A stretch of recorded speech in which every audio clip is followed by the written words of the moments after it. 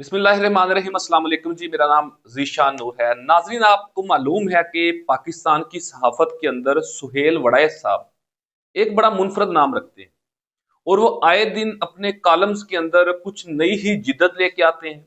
कोई ऐसी बात करते हैं कि अवाम उनको पढ़ने के ऊपर मजबूर हो जाती है और उनका एक अपना मुनफरद तरीका है अपने कॉलम लिखने का, बात करने का। और आज के दिन सुहेल वड़ैच साहब ने इमरान खान का फील्ड मार्शल आसिम मुनीर साहब से डायरेक्ट मुकाबला करवा दिया है।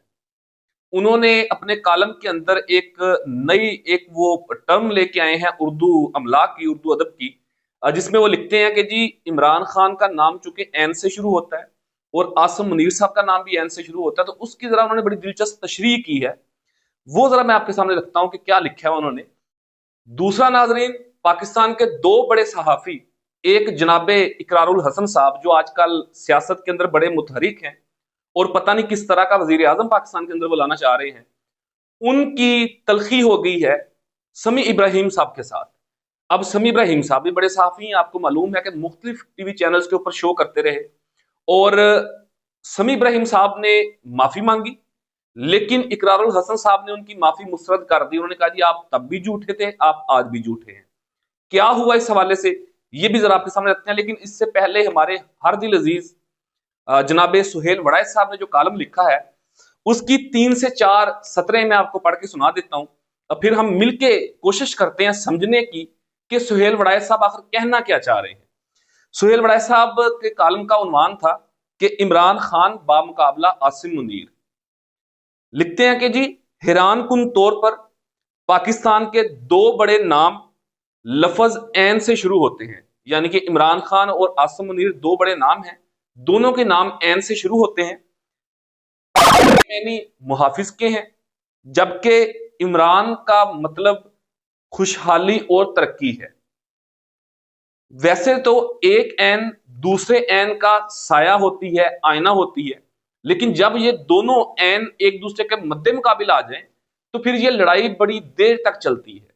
ये उनका मतलब खुलासा था इस कॉलम का। आगे फिर लंबा कॉलम है, उसको मेरा ख्याल है पढ़ने की जरूरत नहीं है, लेकिन इन 3-4 बातों के अंदर आप देख लें नाजरीन कि एक तरफ वो कह रहे हैं कि जी इमरान खान बामुकाबला आसिम मुनीर, दोनों पाकिस्तान की ताकतवर तरीन शख्सियात हैं, इसमें कोई शक नहीं है।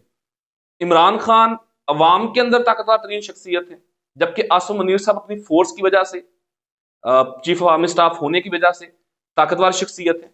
लेकिन दोनों का मुकाबला जो उन्होंने करवाया, मेरा ख्याल है ये बददियानती है, ये बददियानती है, ये डिसऑनेस्टी है उनकी।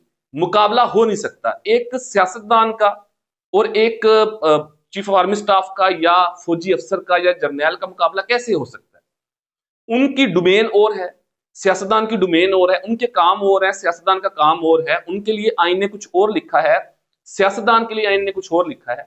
इमरान खान की तारीख एक मुनफरिद है, आसिम मुनीर साहब की तारीख एक मुनफरिद है। और फील्ड मार्शल आसिम मुनीर साहब अभी जब उन्होंने ये इंडिया के खिलाफ जंग जीती, उसके बाद दुनिया के अंदर उनकी पजीराई हुई। लेकिन हकीकत ये है कि जब वो चीफ ऑफ आर्मी स्टाफ बने हैं, उससे पहले उन्हें उस तरीके से लोग नहीं जानते थे जिस तरीके से इमरान खान 70s या 80s से वो दुनिया उन्हें जानती है, क्रिकेटर होने की वजह से। उससे पहले वो एच सोनियन थे, फिर वो बाहर पढ़ते रहे, उसके बाद फिर क्रिकेटर रहे, फिर शौकत खानम वाला सारा वो इरा उनका। उसके बाद फिर 96 से पॉलिटिक्स उन्होंने शुरू कर दी, साबिक़ वज़ीर आज़म रहे, तो उनका मुकाबला बनता नहीं है। आसिम मुनीर साहब की एक अपनी पहचान है, इमरान खान की एक अपनी पहचान है, लेकिन हमारे जो सीनियर सहाफी, एंकर पर्सन, तज्जियाकार, कालम निगार जो ये बरीक वारदात डालते हैं लोगों की जहन साजी करने के लिए, इसके ऊपर ही हम बात करते हैं हमेशा। और कहा जाता है कि हम बदतमीजी करते हैं अपने सीनियर्स के साथ। भाई कैसे आप मुकाबला कैसे कर सकते हैं आप? उनकी एक पहचान है, इमरान खान की अपनी पहचान है। खैर वो इसके अंदर लिखते हैं कि जी आसिम का मैनी मुहाफिज का है, इसमें कोई शक नहीं है। वो चीफ ऑफ आर्मी स्टाफ है, फील्ड मार्शल है। जंग के दिनों में जो उन्होंने अपना वो तमाम मुतारफ कराया, वो दुनिया के सामने है। दूसरी तरफ वो कहते हैं कि जी इमरान का मैनी है खुशहाली और तरक्की। अब नाज़रीन यहां पर आप ये देख लें कि यही सुहेल वड़ैच साहब थे, यही कालम निगार थे, यही एंकर पर्सन थे कि जब उनके खिलाफ अदम इत्मीनाद पेश की गई उससे कुछ महीने पहले भी और उससे लेके आज के दिन तक भी इनका यही मौकफ है कि जी इमरान खान ने पाकिस्तान की माशरत की जड़ें हिला दी, इमरान खान ने पाकिस्तान की बर्बादी उतार दी, हर अदारे को बर्बाद कर दिया इमरान खान की हुकूमत ने। इमरान खान की हुकूमत ने कुछ किया ही नहीं है। इमरान खान की हुकूमत डिलीवर नहीं कर सकी। वो ना अहल था, ना तजर्बाकार था, उसके पास टीम नहीं थी। ये हम रुदात पिछले 5-6 साल से सुनते आ रहे हैं। लेकिन अब सुहेल वड़ाई साहब अपने कालम के अंदर लिखते हैं कि जी इमरान का मैनी जो है वो तरक्की और खुशहाली का है। अगर तरक्की और खुशहाली इमरान का मतलब है, तो फिर 8 फरवरी 2024 को लोगों ने खुशहाली और तरक्की को वोट दिया था।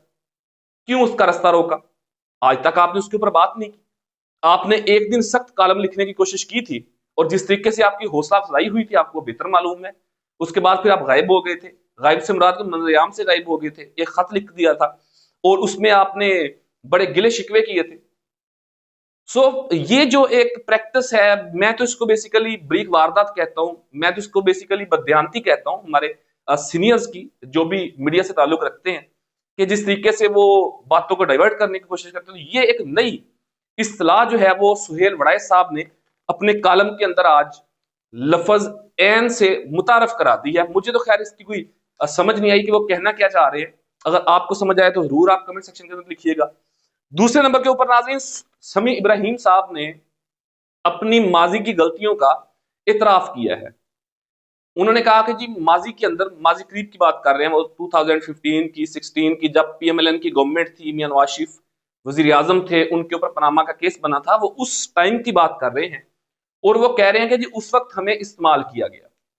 उन्होंने क्लियर ये बात की कि हमें बाद में समझ आई कि हमें इस्तेमाल किया जा रहा है उस वक्त की स्टैब्लिशमेंट की तरफ से।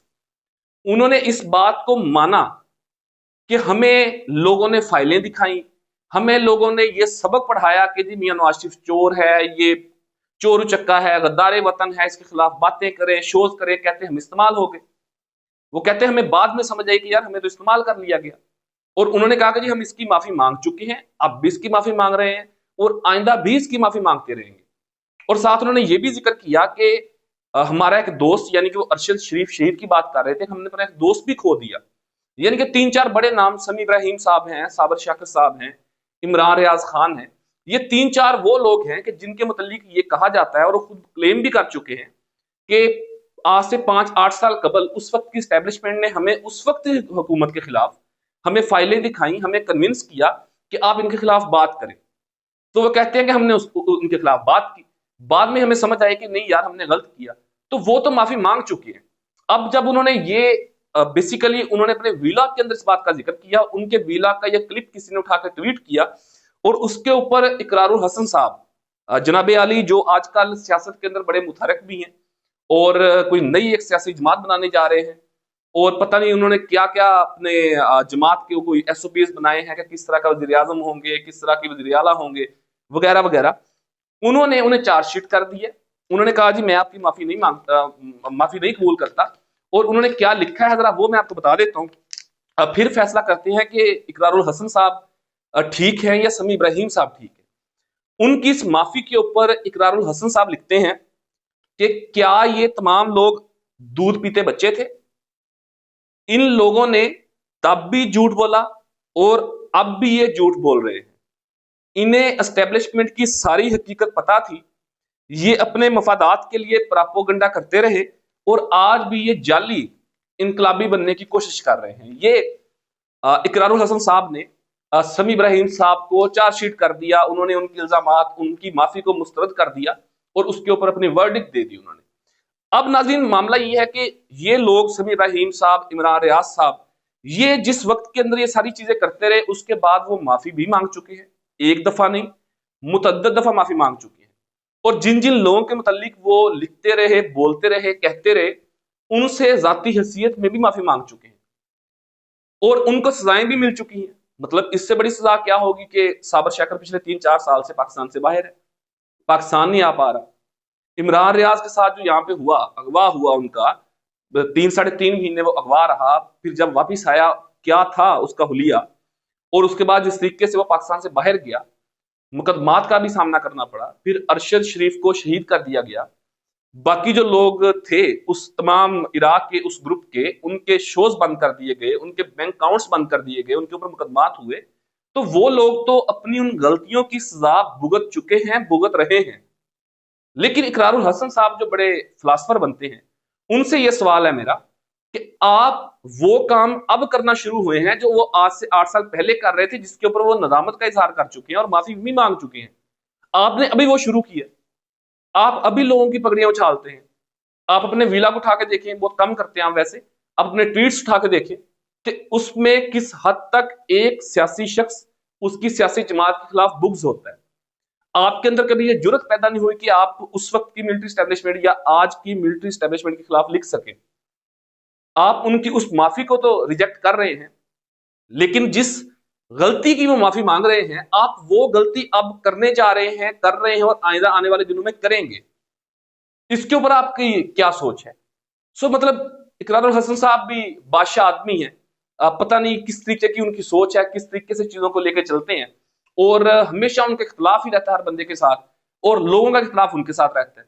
वो आज रेफरेंडम करा के देखें, वो आज भी पोल क्रिएट करके देखें और देखें कि नौजवान उनकी राय के साथ कितना मुतफिक है। और ये जो आए दिन आजकल ये आप देख रहे होंगे कि कुछ शादी हाल के अंदर, कुछ ऑडिटोरियम्स के अंदर वो स्टूडेंट्स को, नौजवानों को मिल रहे हैं, कोई नई सियासी तहरीक, सियासी जमात शुरू कर रहे हैं। उसमें नाज़रीन वो जो बच्चे होते हैं या बच्चियां होती हैं, वो स्कूल, कॉलेजेस और यूनिवर्सिटीज के होते हैं, और वो किस तरीके से वहां पे लाए जाते हैं, इंतजामिया का इस्तेमाल किया जाता है, कौन फैसिलिटेट करता है, ये मुझसे बेहतर आप जानते हैं। सो इसके ऊपर इतना ज्यादा खोल के बात करने की जरूरत नहीं है, फिर किसी वीडियो के अंदर इसमें तफसील से बात करेंगे। सो ये दो मौजूआत बड़े दिलचस्प थे, बड़े अहम मुझे लगे, मैंने कहा इसके ऊपर बात करूं। और ये थी तमाम तर सूरत हाल। इन दोनों मौजूआत के हवाले से आप भी अपने कीमती फीडबैक से कमेंट सेक्शन के अंदर जरूर आगाह कीजिएगा, अपनी कीमती राय का इजहार जरूर कीजिएगा। अपने मेजबान ज़ीशान को इजाजत दीजिए। पाकिस्तान जिंदाबाद।